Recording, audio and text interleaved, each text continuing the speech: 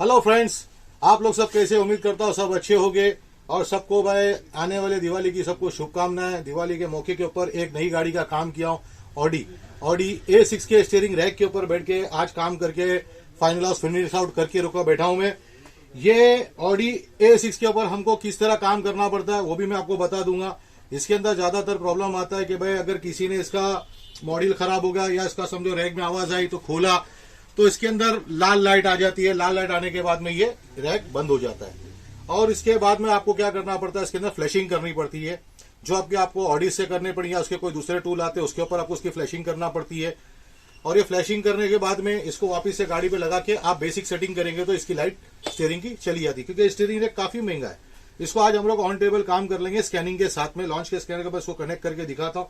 इस काम के लिए जैसा हम लोग को 2 पावर सप्लाई केबल बैटरी के लिए लग जाती है, ये टॉर्क सेंसर इसके साथ में यहाँ पर लगा हुआ है और ये साथ ही तुम्हारा दूसरा कनेक्टर है ये यहाँ पर लगा हुआ है। और ये एक तुम्हारा मॉड्यूल जो उसका मैं फोटो डाल दे रहा हूँ, ये मॉड्यूल तुम्हारे को लगता है तुम्हारा इसको बोलते हैं गेटवे और ये इलेक्ट्रॉनिक कंट्रोल बोलते हैं जिसको। ये तुम्हारा इसके अंदर ये कंट्रोल यूनिट है तुम्हारा, ये पार्ट नंबर के साथ में ये 2 चीज लगानी पड़ती है।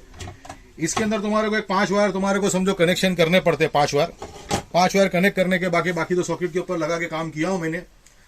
अभी इसको सीधा बताता फंडा क्या है काम करने के लिए। मतलब इसमें मेन रहता है कि भाई स्कैनिंग मॉडल के ऊपर अगर तुम्हारा रैक अच्छा है तो उसको तुम पावर सप्लाई देंगे तो वो जगह के ऊपर काम करना तो शुरू कर देता है, मगर स्कैनिंग की वजह से आप उसको मालूम ही नहीं पड़ेगा इसके फॉल्ट कोड क्या।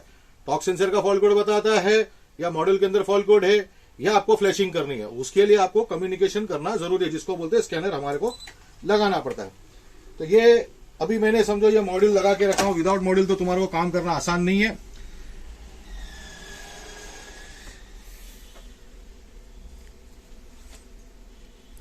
थोड़ा सा टाइम लगेगा इसको स्कैनिंग करने के लिए। मैं वापस से स्कैनर लगाता हूं। स्कैनर कनेक्ट हो गया हमारा।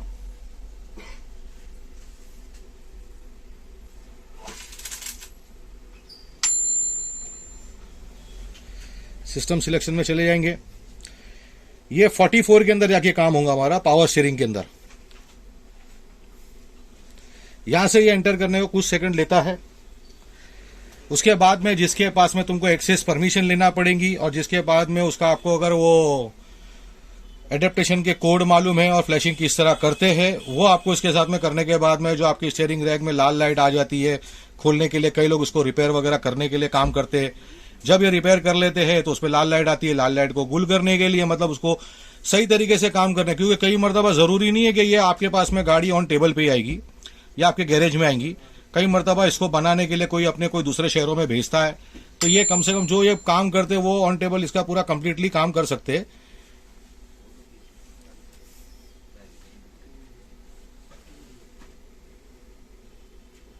थोड़ा सा वक्त लेता है।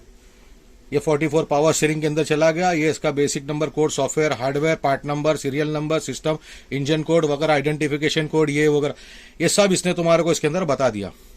अब आ गई तुम्हारे को इसके अंदर की बात। ये सीधा मॉडल इंफॉर्मेशन में अगर अपन जाते जो हमने पहले देखा वही आ गया। ये रीड डीटीसी में चले गए।